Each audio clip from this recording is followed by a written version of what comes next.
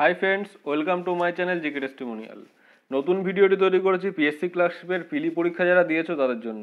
সামনে যাদের মেন পরীক্ষা আছে, যারা মেনের জন্য প্রস্তুতি শুরু করেছো, তারা অবশ্যই দেখবে আমার চ্যানেলে মেন পরীক্ষার পুরো প্রস্তুতিটা কিভাবে নেবে তার জন্য একটি ভিডিও আপলোড করা আছে। ভিডিওটি দেখলে অবশ্যই তোমাদের অনেক উপকার হবে। এছাড়াও রিপোর্টটা কিভাবে লিখতে হবে, কিভাবে রিপোর্ট লিখলে বেশি নাম্বার পাবে, তার জন্য আরেকটি ভিডিও আপলোড করা আছে, তোমরা অবশ্যই সেই ভিডিও দুটি দেখে নেবে।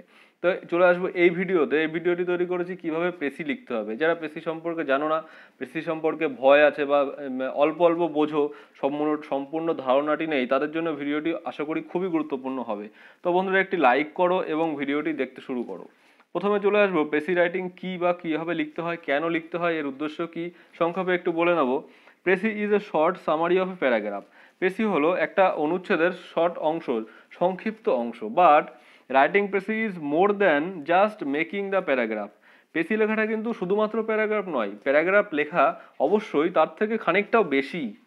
Writing precis requires skill so that you do not miss out a point and capture all the main essence in single small paragraph. এই পেসি রাইটিংটি কি? পেসি রাইটিংটি হলো যে পয়েন্টগুলি দেওয়া আছে সেই অনুচ্ছেদে, সেই কোনো পয়েন্ট মিস না করে, কোনো পয়েন্ট বাদ না দিয়ে একটি মাত্র অনুচ্ছেদে সম্পূর্ণ মূল উপাদানটিকে তুলে ধরা। দ্য মোটিভ অফ রাইটিং, মোটিভটা কি দেখে নেব। The motive of writing a precis is to make the reader understand the main essence of the paragraph in a short format. যে পাঠক, যিনি পেসিটি পড়বেন, তাকে একটি সংক্ষিপ্ত আকারে সমস্ত অনুচ্ছেদের মূল মর্মটি বোঝানোই হলো এর সমস্তটা উদ্দেশ্য। তো বন্ধুরা, এবার দেখে নেবো পরীক্ষাতে কি, যখন পেসি লিখবে তোমরা, সেই পরীক্ষাতে পেসি লেখার সময় কোন কোন জিনিসগুলি মনে রাখতে হবে, কোন কোন জিনিসগুলি মাথায় রেখে তোমরা পেসি লিখলে সেটি সুন্দর হবে, সেটি নির্ভুলভাবে তোমরা লিখতে পারবে। দেখে নেবো 1 নম্বর point, start your precis with the main idea so that reader can quickly understand the essence of the precis. যে পেসিটি লিখবে সেই মূল ধারণাটি দিয়ে শুরু করুন। সেই মূল ধারণাটি দিয়ে যদি শুরু করো, তাহলে যে পড়বে সে বুঝতে পারবে যে আমি ঠিকঠাক লিখছি কিনা, বা কিভাবে লিখতে চলেছি বা কি লিখতে চলেছি। 2 নম্বর পয়েন্টে দেখবো, while writing a precis make a suitable environment where all the points can be described and discuss equally. তো এখানে বলে রাখি বন্ধুরা, যখন পেসিটা লিখবো তখন খেয়াল করতে হবে যে পয়েন্টগুলি আছে, যে বিষয়গুলি আলোচনা করা আছে, সেগুলি সমানভাবে যেন আলোচনা করা হয়। এরকম যেন না হয় যে একটা পয়েন্ট নিয়ে তুমি অনেকটা বেশি লিখলে, অন্য একটা পয়েন্ট নিয়ে কিছুই লিখলে না। এরকম করলে হবে না। যে পয়েন্টগুলি থাকবে সেগুলি সমস্তটা সমানভাবে লিখতে হবে। এবার আসবো 3 নম্বর পয়েন্টে। 3 নম্বর point, as the main idea or the essence is established, you can follow it up with some method, fact or point. যে মূল ধারণা বা মূল উপাদানটি প্রতিষ্ঠিত আছে, যে মূল উপাদানের কথা, মূল ধারণার কথা বলা আছে, সেটির সাথে সাথে কিছু পদ্ধতি, কিছু ইনফরমেশন বা কিছু পয়েন্ট, এগুলিও সেই অনুচ্ছেদে আছে, সেগুলিকেও লিখতে হবে অবশ্যই। 4 নম্বর পয়েন্টে চলে আসবো, as a precis is concise compress it and make sure that the length is available for you to retain the important data, keywords and concept. যে পেসিটা লিখবো সেটা তো অবশ্যই যথাযথভাবে একটি সংক্ষিপ্ত আকার হতে হবে বন্ধুরা, এটি সংকুচিত অংশ হতে হবে, কিন্তু সেখানে যে গুরুত্বপূর্ণ ইনফরমেশনগুলি থাকবে, যে ডেটাগুলি থাকবে, সেগুলিকেও অবশ্যই সেখানে উল্লেখ করতে হবে, সেগুলিকে বাদ দিলে হবে। যেমন দেখা গেল কোনো একটা পেসিতে যদি হিমালয়ের কথা আসলো, হিমালয় পর্বতের কথা আসলো, বা গঙ্গা নদীর কথা আসলো, সেখানে তুমি গঙ্গা নদীটাকে পুরো উড়িয়ে দিলে পেসি থেকে, এরকম করলে একদমই হবে না। আমি ভিডিওর পরবর্তীতে এই ভিডিওর মধ্যেই উদাহরণ সহ বুঝিয়ে দেবো যে কিভাবে এই কিওয়ার্ডগুলিকে রাখতে হবে, কিভাবে ইম্পর্টেন্ট ডেটাগুলিকে রাখতে হবে, আস্তে আস্তে আমি সবই বুঝিয়ে দেবো। চলে আসবো 5 নম্বর পয়েন্টে, removing the irrelevant data or sentence as it is as important as writing the relevant points. যেমন তোমাকে যে গুরুত্বপূর্ণ বিষয়গুলিকে চিহ্নিত করতে হবে, যে পেসিটা থেকে কোন কোন জিনিসগুলো আমি লিখবো, কোন কোন কিওয়ার্ডগুলো লিখবো, তার পাশাপাশি এটাকেও চিহ্নিত করতে হবে যে কোনটিকে বাদ দেব, কোনটি অপ্রাসঙ্গিক। একটা পেসি লেখার সময় কোনগুলো অতিরিক্ত তথ্য, সেই অতিরিক্ত তথ্যটাকেও শনাক্ত করতে হবে, করে সেটাকেও বাদ দিতে হবে। Thus, identify the superfluous data and facts and keep the core idea of the work only in the precis. এইভাবে সমস্ত অতিরিক্ত যে তথ্যগুলি সেগুলিকে শনাক্ত করে শুধুমাত্র যে মূল আইডিয়াটা, মূল ধারণাটাকে নিয়ে প্রেসিটা লিখতে হবে। সেখানে অনেক কিছু এক্সট্রা অনেক কিছু থাকতেই পারে, কিন্তু সেগুলিকে নিয়ে আমরা এগিয়ে চলবো না। আমরা কি নিয়ে এগিয়ে চলবো? মূল যে বিষয়টা সেটাকে নিয়ে আমরা এগিয়ে চলবো।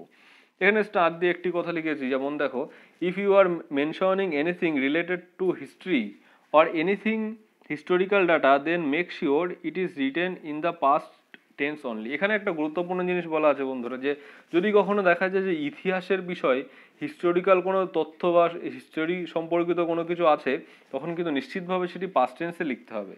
সেটি কোনো সময় কোনোভাবে প্রেজেন্ট টেন্স বা অন্যান্য ফিউচার টেন্সে লেখা চলবে না, অবশ্যই করে সেটি পাস্ট টেন্সে লিখতে হবে।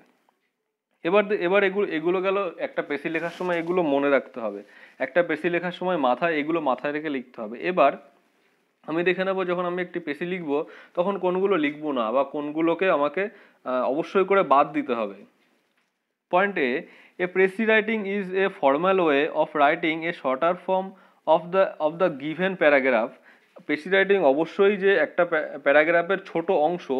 So even though you have read and understand the precis well, do not from your own opinion.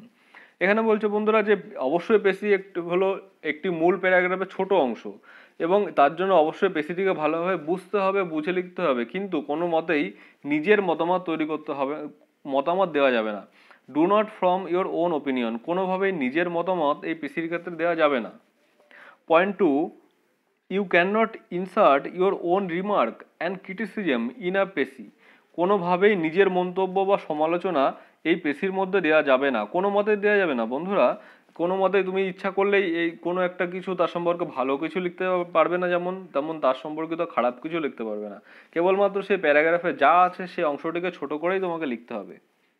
চলে আসবো 3 নম্বর পয়েন্টে, always take the fact and data that given is in the paragraph only. মনে করো এমন একটা পেশি আছে, সেই পেশিতে যে ডেটাগুলি আছে তুমি তার সম্পর্কে সেটা বাদ দিয়েও আরও অনেক কিছু জানো, তখন কিন্তু তুমি যে অনেক কিছু যেগুলো জানো সেগুলোকে তুমি যে লিখলে পেশির মধ্যে, ভাবলে যে আমি আরও এক্সট্রা ইনফরমেশন দিয়েছি তাহলে আমি বেশি নম্বর পাবো, সেটা কিন্তু একদম ভুল। তুমি যেটুকু জানো সেটা সম্বন্ধে সেটুকু লিখবে। মনে করো আমি একটা এক্সাম্পল হিসেবে বলছি, 370 নম্বর আর্টিকেলের উপরে একটা কিছু করে একটা কাশ্মীরের ইস্যুকে নিয়ে একটা পেশি লিখতে দিয়েছে, একটা প্যারাগ্রাফ দিয়েছে। এবার সেখানে কিছু কিছু পয়েন্ট দিয়েছে, সেখানে কিছু কিছু অংশ দিয়েছে। তুমি তো ভাবছো আমি তো এর থেকে আরও অনেক কিছু জানি, তাহলে কি আমি যে পেশি লিখবো তাহলে সেখানে কি আমি ইনসার্ট করে দেবো সেগুলো? না বন্ধুরা, এগুলো কিন্তু একদমই করা যাবে না। কেবলমাত্র যে ডেটাটা দিয়েছে, যে তথ্যটা দিয়েছে, শুধুমাত্র তার উপরে ভিত্তি করেই তোমাকে পেশিটা লিখতে হবে। চলে আসবো 4 নম্বর পয়েন্টে, also during a precis writing you can not insert a question. তুমি কিন্তু এই পেশির মধ্যে কোনো কোশ্চেন করতে পারবে না। যখন প্যারাগ্রাফ লেখা হয়, প্যারাগ্রাফের মধ্যে তোমার স্বাধীনতা থাকে যে আমার নিজের মতামত দেওয়ার বা কোনো কোশ্চেন করার, কোনো কমেন্টস করার। এখানে কিন্তু কোনো কোশ্চেন করার জায়গাই নেই। If for any reason you need to insert, make it in the form of statement. সবসময় একটি স্টেটমেন্ট আকারে সেই বাক্যগুলিকে লিখতে হবে।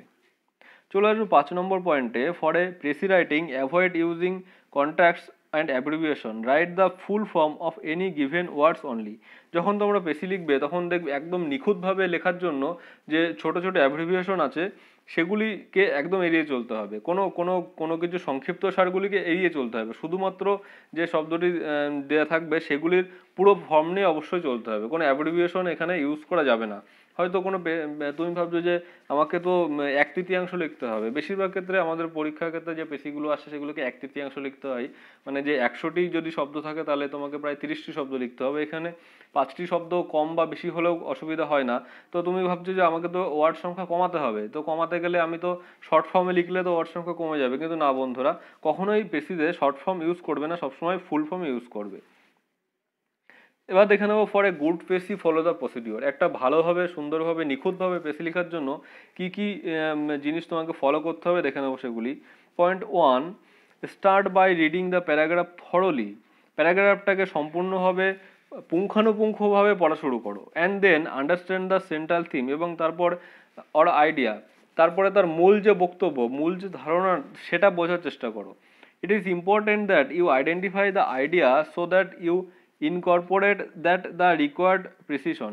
এই আইডিয়াটিকে বুঝতে পারা কিন্তু খুবই গুরুত্বপূর্ণ, খুবই প্রয়োজনীয়। নির্ভুলভাবে আইডিয়াটাকে বুঝতে হবে যে এই পেশিটা কিসের সম্পর্কে দিয়েছে, পরেই কিন্তু তুমি এটাকে পেশি আকারে লিখতে পারবে। যদি তুমি মেন আইডিয়াটাই না বুঝতে পারো তাহলে তুমি কিভাবে লিখবে।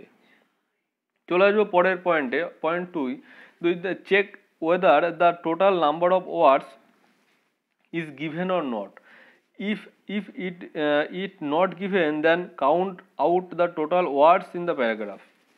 তুমি দেখো যে অনেক সময় কি হয় যে বিভিন্ন পরীক্ষায় যে প্রশ্নগুলি আসে, প্রশ্নের শেষে লেখা থাকে যে এই পেশিটা এত শব্দের মধ্যে শব্দ দেওয়া হয়েছে, প্রশ্নের পাশে লেখা থাকে। যদি সেই প্রশ্নের পাশে লেখা থাকে তাহলে তো কোনো সমস্যা নেই, কিন্তু যদি কখনো দেখা যায় যে প্রশ্নের পাশে লেখা নেই তখন কিন্তু তোমাকে গুনে গুনে বের করতে হবে। এখানে বলে রাখি WBSSC-তে যে মেন পরীক্ষা আগেরবার হয়েছিল, যেটা WBSSC নিয়েছিল, LDC LDA, এখন PSC ক্লার্কশিপ নেবে, তখন কিন্তু এই সংখ্যাটা লেখা ছিল না। সেইবার যে মেন পরীক্ষাটা হয়েছিল আগের বছর ঠিক তখন কিন্তু সংখ্যাটা লেখা ছিল না। যদি না থাকে তখন গুনে নিতে হবে, গুনে নিয়ে তার 1/3 করতে হবে। এখানে আর কিছু করার নেই বন্ধুরা।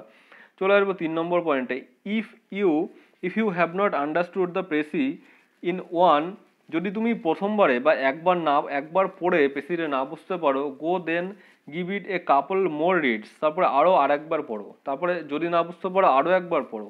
Make sure you are clear with the meaning of the paragraph. তোমাকে একটা শিওর হতে হবে যে আমি বুঝতে পেরেছি যে পেশিটা সম্পর্কে কি বলেছে। একবার পড়লে যদি এটা কারোর ক্ষেত্রে সম্ভব না। আমরা যারা পরীক্ষা দিই আমাদের পক্ষে কখনোই সম্ভব না যে একটি পেশি একবার পড়বো এবং বুঝে ফেলে দেবো, তারপরে পেশিটা গড় করে লিখতে শুরু করে দেবো। তো সবাইকে এটা করতে হবে, সবাইকে একবার দুবার, দরকার হয় 3বার 4বারও পেশিটা পড়তে হতে পারে।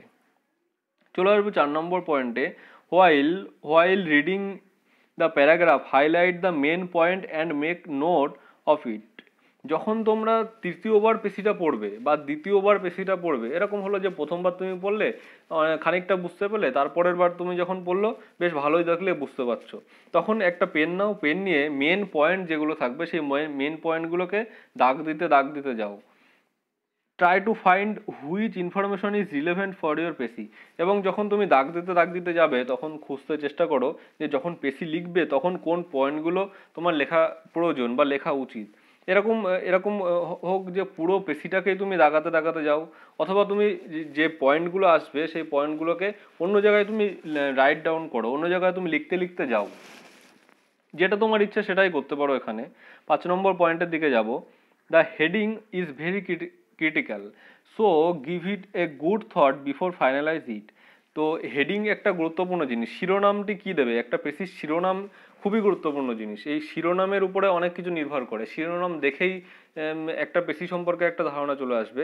তো এখানে শিরোনামটি অনেক ভেবেচিন্তে দিতে হবে, অনেকবার পড়ার পরে দিতে হবে। আমি বলবো যে শিরোনামের জন্য জায়গাটি আগে ফাঁকা রাখো, প্রথমে শিরোনামটি দিও না, শিরোনামটি অনেক পরে দাও, শিরোনামটি পুরো লেখা হয়ে যাক তারপরে দাও। 6 নম্বর পয়েন্টে চলে আসবো, এ note the note or the point that you have highlighted is very important in PESI, as the PESI should follow the logical order. Arrange this point in the same. যে নোটগুলি তুমি দাগিয়েছো, যে পয়েন্টগুলি তুমি দাগিয়েছো, যেগুলো হাইলাইট করেছো, সেগুলি হলো আসল পয়েন্ট বা সেগুলিকে তোমাকে লিখতে হবে। তো সেগুলিকে একটা লাইন বাই লাইন একটা সাজানোর চেষ্টা করো, যে একটা পেশিতে একটা প্যারাগ্রাফের রূপ দেওয়ার চেষ্টা করো। একটা জিনিস দেখে নেবো, before submitting draft review it properly, as the precis is already in a short format, error should be avoid. তো যখন ফাইনালাইজ লিখবো তার আগে একটা শর্ট ফর্মে লিখে নেবো। এটা আমি বলবো যে যখনই তোমরা পেসি লেখার চেষ্টা করবে বা পেসি লিখতে যাবে, এই পয়েন্টগুলিকে অবশ্যই মনে রাখতে হবে যে যে পয়েন্টগুলো আমি বললাম প্রথম থেকে একদম শেষ পর্যন্ত কি করবে এবং কি করবে না একটা পেশি সম্পর্কে, এই সমস্ত পয়েন্টগুলোকে মাথায় রাখতে হবে। সমস্ত পয়েন্টগুলোকে মাথায় রেখে তারপরে লেখা শুরু করতে হবে। এবং অবশ্যই এরকম হতেই পারে যে প্রথমবার পড়ে কিছু বুঝতে পারলে না, তারপরে পড়েও কিছু বুঝতে পারলে না, তখন অবশ্যই কিছু ডিকশনারি তোমরা সাহায্য নাও। ডিকশনারি থেকে যে মানেটা বুঝতে পারলে না সেই মানেটা তোমরা জেনে নাও। এইভাবে কিন্তু পুরো প্যারাগ্রাফ সম্পর্কে একটা স্বচ্ছ ধারণা করে তারপরে এগোতে হবে। এবার আসবে বন্ধুরা এক্সাম্পল উদাহরণটি তোমরা খুব ভালোভাবে দেখো এবং এই উদাহরণ থেকে বুঝে নাও কিভাবে লিখতে হবে, কিভাবে এই নোট ডাউনটা করতে হবে। এর সাহায্যে আমি বুঝিয়ে দেবো যে একটা পেশি 1/3 করে কিভাবে নামাবে। দেখে নেবো উদাহরণটি বন্ধুরা। I was having breakfast on the 17th floor of the hotel of Okura. আমি ব্রেকফাস্ট করছিলাম 17তম তলাতে একটা রেস্তোরাঁর হোটেল অকোরা যার নাম, তার 17তম তলাতে ব্রেকফাস্ট করছিলাম। একটা প্যারাগ্রাফ একটা দিয়েছি বন্ধুরা, প্রথমে প্যারাগ্রাফটি আগে সুন্দরভাবে পড়ে নেবো, বোঝার চেষ্টা করব প্যারাগ্রাফের মধ্যে কি দিয়েছে, কি আছে, কি কি মেন পয়েন্ট আছে প্যারাগ্রাফে, তারপরে এই প্যারাগ্রাফটার পেশি কীভাবে লিখতে হবে সেটা আমি দেখিয়ে দেবো। তো তার জন্য আগে প্যারাগ্রাফটি পড়া খুব প্রয়োজন, প্যারাগ্রাফটি বোঝা প্রয়োজন, তার জন্য খুব দ্রুত আমি সংক্ষেপে একবার প্যারাগ্রাফটি পড়ে নেবো। One long wall of the restaurant is a window, so I was overlooking half of Kyoto. যে যে জানলাটি আছে, যে জানলা দিয়েই অর্ধেকটা দেখা যাচ্ছিল, অর্ধেক কিয়োটোকে দেখা যাচ্ছিল, যে ওভার লুকিং যখন করছিল। তো প্রথম থেকে একবার দেখে নেবো কি বলছে, যে একটা কিয়োটোর শহরের একটি হোটেলে আছে লেখক 17তম তলাতে, এবং সেই জানলা দিয়ে পুরো রেস্টুরেন্ট বা সেই হোটেলের জানলা দিয়ে সমস্তটা দেখা যাচ্ছে। Below was the Rome Como river নিচে দিয়ে বয়ে যাচ্ছে, flowing between old stone test bank, এবং পুরনো কিছু কিছু পাথর ঢিবি করা আছে, পাথরের উপর দিয়ে নিচে দিয়ে পাশ দিয়ে বয়ে যাচ্ছে। Beyond this was a patchwork of single storage building, একটা একতলা পুরাতন ছাদযুক্ত একটা বাড়ি আছে। Interspersed with the few sloping orange temple প্রুফ, এবং সেখানে পাশে কিছু কমলা রঙের মন্দির আছে, মন্দিরের ছাদ দেখা যাচ্ছে, সেই কামো নদী বয়ে যাচ্ছে তার পাশ দিয়ে। The city spread on to climb the lower slope of mount Daimonji. এই যে মাউন্ট দামোজি হলো একটি পর্বত আছে, সেই পর্বতের ঢালে সমস্ত যে শহরটা, এই শহরটা বিস্তৃত, যেখানে যে কমলা রঙের মন্দিরের ছাদগুলো ছিল, তারপরে যে বাড়িগুলো দেখা যাচ্ছিল কাঠের, সেই বাড়িগুলো বিল্ডিং, একটা একতলা বিল্ডিং, সবই কিন্তু সেই ঢাল বরাবর ছিল। Then stops abruptly giving way to forest, তারপরে হঠাৎ করে থেমে যাচ্ছে এবং বাগান শুরু হচ্ছে, বা বিস্তৃত বন তারপরে শুরু হচ্ছে। This rise to an elegant skyline, তারপরে একটা আকাশের রেখা, একটা আকাশ শুরু হচ্ছে, নরম আকাশ রেখা একটা মার্জিত। A long wooden mountain ridge lightly brush with a soft clouds drifting silver mist, তারপরে দেখবো নরম মেঘের সাথে হালকাভাবে ব্রাশ করা একটা রূপোর মতো কুয়াশা সেখানে প্রভাবিত হয়েছে। I was in Kyoto to look at gardens, আমি এখানে বা লেখক এখানে কিয়োটো এসেছে গার্ডেনকে, বাগান দেখার জন্যে। I am interested in the way different culture response to landscape and the fundamental questions of what a garden is. এখানে যে এসেছে বাগান দেখার জন্য, এবং বিভিন্ন সংস্কৃতি যেভাবে ল্যান্ডস্কেপে প্রতিক্রিয়া জানায়, ল্যান্ডস্কেপের সঙ্গে মিশে যায় কিভাবে সেই সংস্কৃতিগুলি, এবং কিভাবে তারা মৌলিক, সেই প্রশ্নে লেখক আগ্রহী, সেই প্রশ্নটা জানতে এসেছে। ইন জাপানে a deep connection to landscape part of the culture, সেই সংস্কৃতির সঙ্গে ল্যান্ডস্কেপের যে মিলনটা, যে বৈশিষ্ট্যটা। শিন্টো জাপানস ওল্ডেস্ট রিলিজিয়ন, জাপানের প্রাচীনতম একটি ধর্ম হলো Shinto. Consider certain natural forms, rocks, trees, groves or mountains to be sacred representing the kami ancient or spirits or deities who inhabited them. এই যে বলা হচ্ছে জাপানের একটি প্রাচীনতম ধর্ম হলো শিন্টো ধর্ম, প্রাকৃতিক যে রূপগুলি আছে সেগুলি মধ্যে দিয়ে ফুটে উঠেছে শিলা, পাথর আর কি, গাছ, গ্রোভ বা পর্বতগুলোকে পবিত্র বলে বিবেচনা করে এই ধর্মকে বলা হয়। Shinto is still widely practised coexisting peacefully with Buddhism. এই শিন্টো ধর্মের সঙ্গে বৌদ্ধ ধর্ম অনেকটা শান্তিপূর্ণভাবে রয়েছে, এবং এখনও ব্যাপকভাবে এই শিন্টো ধর্ম মানুষের মধ্যে রয়েছে, অনেক মানুষের মধ্যে এই শিন্টো ধর্মের মানুষ রয়েছে, এবং এই বৌদ্ধ ধর্মের একটা সহাবস্থানও এক্ষেত্রে দেখা যায়। A profound engagement with nature is central to both religions. এই দুই ধর্মের সঙ্গেই যেন প্রকৃতির একটা গভীর জড়িয়ে যাওয়া ভাব রয়েছে, প্রকৃতির একটা টাচ রয়েছে দুই ধর্মের মানুষের সঙ্গেই। Mountains are sacred space and building on them was long prohibited except for the shrines and odd temple. এই যে এখানে জাপানে রয়েছে পর্বতমালা বা এই স্থানগুলির উপরে শুধুমাত্র মন্দির নির্মাণ করা যাবে। এই মন্দির ছাড়া অন্য কিছু নির্মাণ করা দীর্ঘকাল ধরে নিষিদ্ধ ছিল। দীর্ঘকাল ধরে মানুষেরা এর উপরে মন্দির ছাড়া অন্য কিছু নির্মাণ করতে পারেননি। That's why this beautiful forest mountain carved with clouds was still untouched, dreaming silently above the city। এবং এই জন্যে এই যে নিষিদ্ধ ছিল দীর্ঘকাল ধরে, এই কারণে এই বনভূমি এত সুন্দর, মেঘে ঢাকা এবং এখনো ছোঁয়াচে নয়, আনটাচ রয়ে গেছে, শহরের উপরে নিঃশব্দে স্বপ্ন দেখে। তো এরকম একটা প্যারাগ্রাফ বন্ধুরা তোমরা দেখতে পাচ্ছ, একটি ছোট প্যারাগ্রাফ এবং খুব বেশি যে কঠিন ওয়ার্ডে ভর্তি তাও না, একটি সহজ প্যারাগ্রাফ দিয়েছে। তো আমরা দেখে নেবো এই প্যারাগ্রাফের মধ্যে কি কি মেন পয়েন্ট আছে। তোমাদেরকে বলেছিলাম যখন আন্ডারলাইন করতে প্যারাগ্রাফটিকে, তোমরা অবশ্যই প্রশ্নটি দেখার পরে যেখানে যখন প্র্যাকটিস করবে সেখানে একটা আন্ডারলাইন করবে।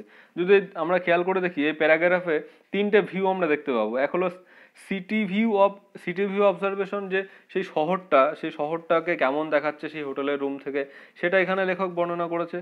2 নম্বর পয়েন্ট হলো দ্য পারপাস অফ ভিজিটিং কিয়োটোতে লেখক কেন এসেছেন সে বিষয়ে এখানে কিছু বলা আছে। আর 3 নম্বর পয়েন্ট হলো শিন্টোস ওয়ার্ল্ড ভিউ, যে শিন্টো ধর্ম, সেই ধর্ম সম্পর্কে এখানে শেষের দিকে কিছু লাইন বলা আছে। এবার দেখবো আমরা কিভাবে এই প্যারাগ্রাফটি তৈরি করা যায়। এবার আমি যে পয়েন্টগুলি বলেছি সেই পয়েন্টগুলি মনে রাখতে হবে এবং তার সঙ্গে মনে রাখতে হবে this are main point around which we are going to build or small precis. এই তিনটে পয়েন্টের উপরে ভিত্তি করে কিন্তু আমরা মেন পেসিটাকে লেখা শুরু করব। It is a nicely written abstract with beautiful complex sentence word combination, yet we won't include these tropes or final writing because our goal is to communicate the main thought of the text। এই যে থটের উপরে ভিত্তি করে যে লাইনগুলো এসেছে সেই লাইনগুলো কিন্তু একদম ফাইনাল নয়। আমরা ফাইনাল পেসিটা লেখা শুরু করব এই লাইনগুলোর উপর ভিত্তি করে। এই লাইনগুলো কেমন আছে, এই লাইনগুলো হলো মেন থট এবং এই মেন থটকে নিয়েই আমরা এগিয়ে চলবো। দেখব কেমন করে পেসিটা তৈরি হয়, ফাইনাল পেসি যেটা। রেক্সন আর রবিনসন, এখানে লেখকের নামটা আমি জানি বলে দিতে পেরেছি। এখানে অন্য সময় বা কখনোই এরকম নাম যদি মূল অংশের মধ্যে না থাকে তাহলে দেওয়ার কোনো দরকার নেই। begins her article The Beauty of Japanese Garden with a story of how she was observing Kyoto, the Kemo River and Mountain Namoji from the hotel room। এখানে দেখো বন্ধুরা যে প্রথম দিকে 3-4-5টা লাইনকে কিভাবে একটা লাইনের মধ্যে সীমাবদ্ধ করেছে, এই বিষয়টাই খেয়াল করতে হবে। যে এখানে প্রথমত কমা দিয়ে 2 বা 3টে লাইনকে যুক্ত করেছে, তারপরে অ্যান্ড দিয়ে একটা লাইনকে যুক্ত করে দিয়েছে। প্রথমে থেকে যে বর্ণনাগুলো দিচ্ছিল সেই বর্ণনাগুলোকে একদমই বাদ দিয়ে দিয়েছে। এই লাইনটার মানে এরকম দাঁড়াচ্ছে, প্রথম লাইনটার, যে তিনি তার জাপানি উদ্যানের সৌন্দর্য দিয়ে প্রবন্ধটি শুরু করেছেন, কিভাবে কামো নদীটা বয়ে গেছে, তারপরে যে দাইমোজি মাউন্টেন রয়েছে সেই মাউন্টেনটা সেই হোটেলের ঘর থেকে তিনি পর্যবেক্ষণ করছেন, তা নিয়ে তিনি লিখেছেন আর্টিকেলটা। তারপরে দেখব she noticed that the city is located on the lower slope of the mountain। তিনি লক্ষ্য করেছেন যে সেই শহরটা কোথায় আছে, শহরটা পাহাড়ের ঢালে অবস্থিত। The rest was covered by forest, এবং বাকি অংশ বনে ঢাকা, বাকি অংশটা কিন্তু বনাঞ্চলে আবৃত।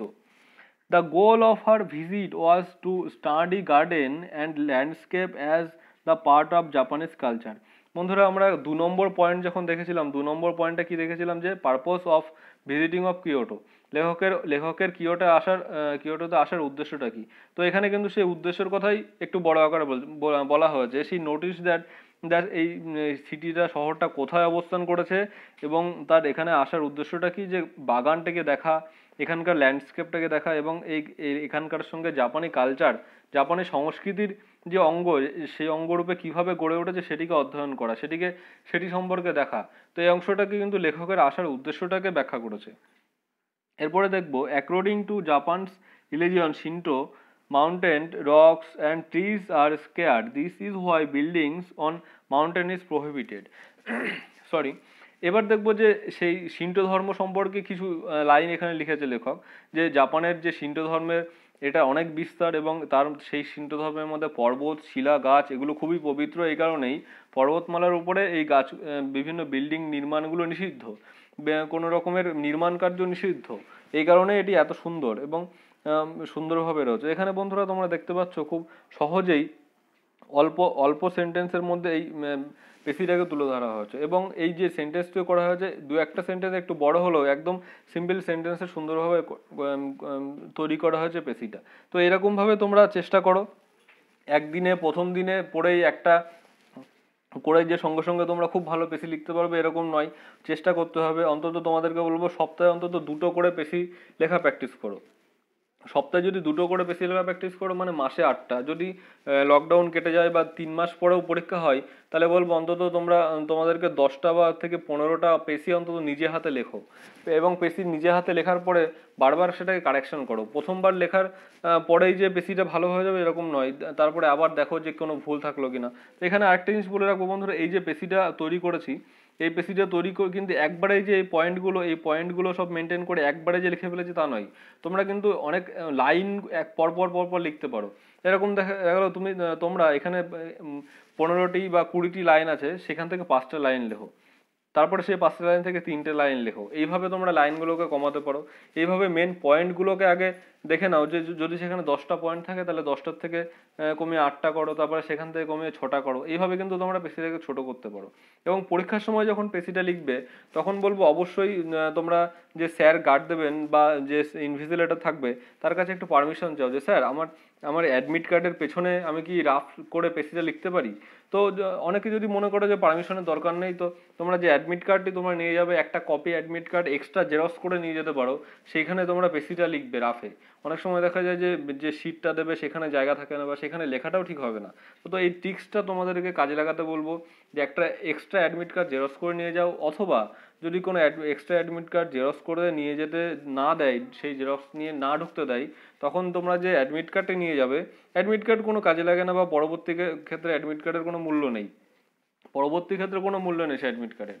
সেই অ্যাডমিট কার্ডের পেছনে বা নিচেই ছোট করে তোমরা একটা রাফ শিট হিসাবে পেশিটাকে তোমরা লেখো, লিখে তারপরে যখন সেটাকে ফাইনালাইজ করো এবং সেখানে কোনো ভুল আছে কিনা সেটা কারেকশন করে নাও। এইভাবে পেশি লেখা প্র্যাকটিস করো এবং প্র্যাকটিস যত করবে তত তোমাদের দক্ষতা বাড়তে থাকবে।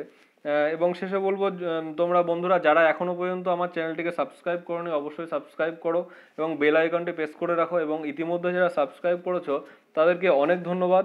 পরবর্তী ভিডিওর জন্য তোমরা অবশ্যই বেল আইকনটি প্রেস করে রাখো যাতে পরবর্তী ভিডিওর নোটিফিকেশনটি পেয়ে যাও।